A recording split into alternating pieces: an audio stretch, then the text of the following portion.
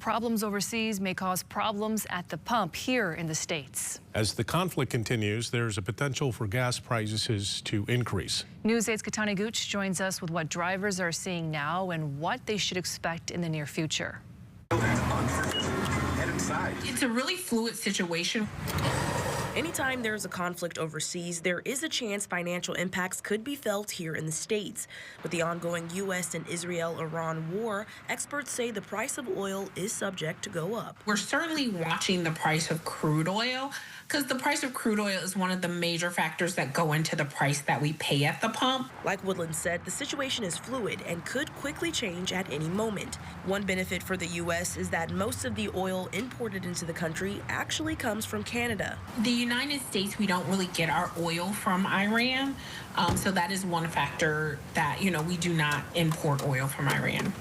West Michigan drivers may have been noticing that a 20 at their pump may not be filling them up as much as it usually does. Now, while there are ongoing conflicts happening overseas, we're not quite feeling those impacts just yet.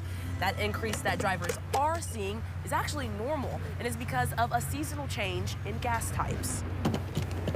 We tend to see prices go up at the end of February, early March, as we do the switch over from the winter blend of gasoline to the summer blend of gasoline. I had to fill up today, but it's like $3.40, and that's the highest I've seen in like 2 weeks. Because of that switchover, according to experts, gas prices here in Michigan are up about 15 cents from last week.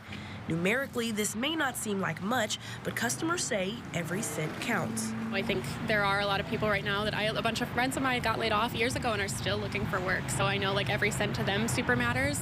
This customer telling News 8 she's already extremely conscious of her budget and adding stress at the pump could quickly become overwhelming. I think if gas prices go up, I'm already having a hard enough time saving money for general life expenses and housing by myself and all that right now. So anymore it's just going to be a little too much for me to handle. Another saying she's seen prices skyrocket to as high as $5 before, so she's not too worried with where we're at right now.